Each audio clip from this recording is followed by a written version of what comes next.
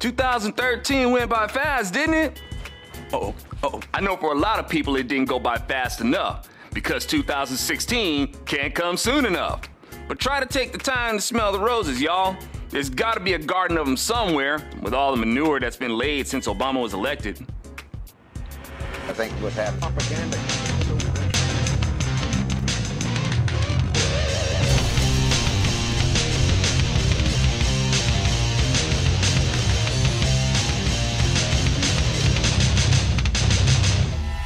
Man, the years are going by so fast, I'm hardly getting a chance to age. And as the years go by, this administration has been one of those cases where it didn't get better with age like a fine wine, but instead aged like milk. Now there's an analogy that never gets old. 2013 had Christopher Dorner, another left-winger who snapped. His actions passed through my neck of the woods. I had to stop jogging. Not because I was afraid of getting shot by Dorner, I was afraid the cops would have shot me. Hey, why didn't they have George Zimmerman looking for Christopher Dorner? George Zimmerman, who was found not guilty, I wonder if he'll get Times Person of the Year award. Time standards for that are really high, you know. I think he may have to duke it out with Miley Cyrus for that spot. George Zimmerman, another hot-headed Democrat. Democrats were so desperate to get the stigma of violence off their party that they changed George Zimmerman into a white dude. Not to mention, they had to make him out to be white so as not to upset their Hispanic voter stock. Oh, and despite all that gun control zealotry that they have, to throw off the fact that gun violence is virtually always carried out by left-wingers, Democrats, socialists, communists, and people living in Democrat-run areas. Speaking of run and Democrats, the Boston Marathon, bombed by people with left-wing ideology. The man who was hacked to death in London was by a man with the left-wing ideology. These murderers are anti-capitalistic statists. Hey, can Sarnev still be considered for the cover of Times Person of the Year, even though he was already glamorized on Rolling Stone magazine? Obama did promise transparency, and we saw through him from the beginning. And we were accused of being racist and traitors for doing so. How do you like that? He promises transparency, and we get blamed for being racist for seeing through him. Hey, if we can see through him, that means we're not looking at his skin color. We're looking past it. The Obama administration promised transparency to liberal voters who failed to see the forest through the stacks of the health care bill. But now these voters are coming around, only because now they're seeing how it affects them personally. They never cared how it was going to cost somebody else, even though they try to make like they're so compassionate and that they care so much about their fellow man. If they really did, they never would have supported a president with an agenda to target and punish people, like with the IRS as the punishing agent. Now they're getting a little taste of how it hurts the people they felt deserved it. Now all of a sudden, they care. And conservatives are getting excited because they think that people are waking up. Don't be so sure.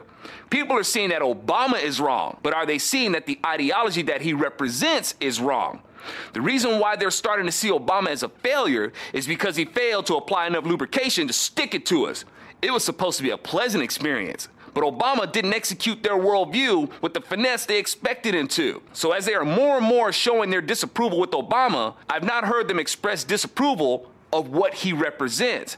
I've not heard them reconsider their accusations of people like Ted Cruz or Rand Paul, Michelle Bachmann or Sarah Palin or Alan West, the Tea Party, who have been trying to warn America that these policies are bad news, that it's Obama's policies they're against, not his ethnicity. But maybe some are getting it. After all, the years are going by quickly and these people are maturing. It's like the saying, if you're not a liberal when you're younger, you don't have a heart, but if you're older and not conservative, you don't have a brain. Maybe as some of these people are getting a little older, the maturity is awakening them to conservatism. Those who are aging like wine and getting better, if you will. But then you have people like Chris Matthews or Ed Schultz, Al Sharpton, Alec Baldwin, and these other aging liberals who appear to have a skull full of chunky milk for a brain. Sour people who really think they're all heart. Like many of y'all, I'll still be accidentally dating things as 2013 for a couple of weeks. And I reckon many of y'all are so sick of this administration that you may find yourselves accidentally dating things 2016, as if we can certainly expect a remedy in 2016. I hate to sound pessimistic, but I foresee the remedy being a lot like the medicine commercials we see. You know, where the side effects are worse than the problem you're trying to fix. And a lot of y'all are thinking Chris Christie is gonna be that remedy, whom I'm sure is gonna come with a lot of bad side effects.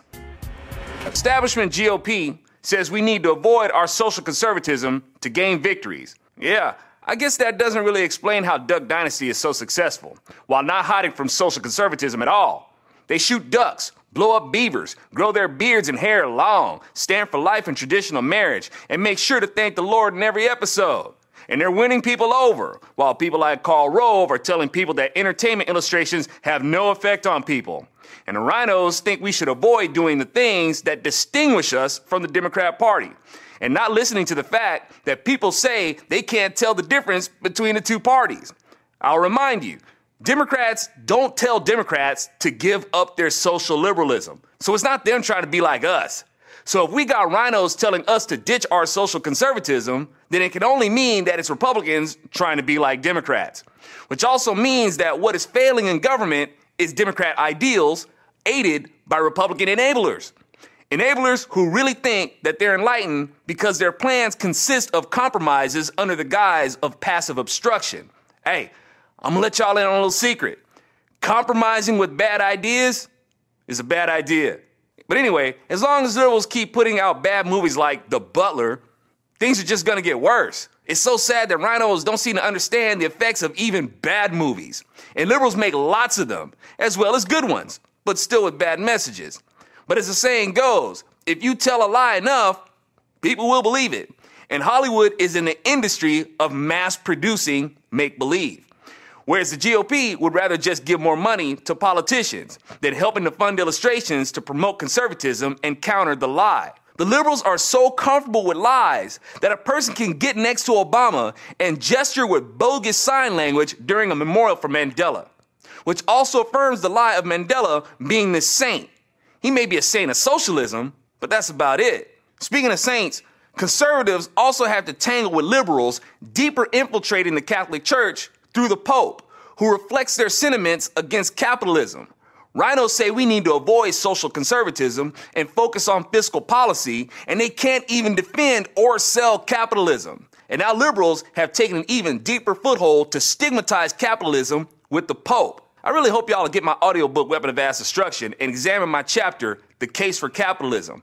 I'm trusting you'll see why it's not being sold successfully and get stirred with ideas on how to effectively promote it.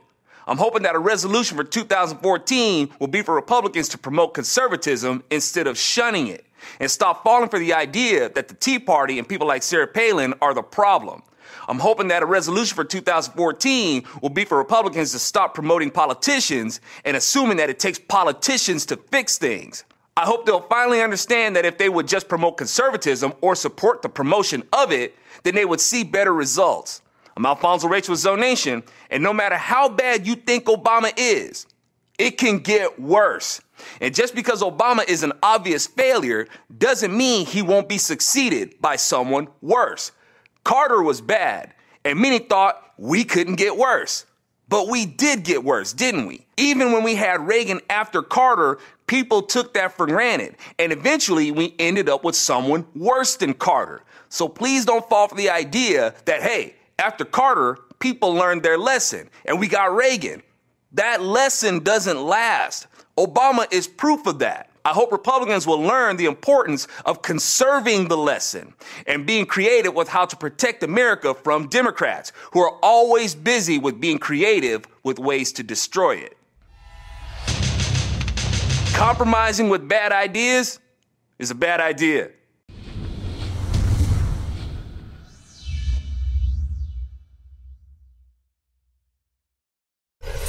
All Americans know politicians lie. The question is, which lies can you live with?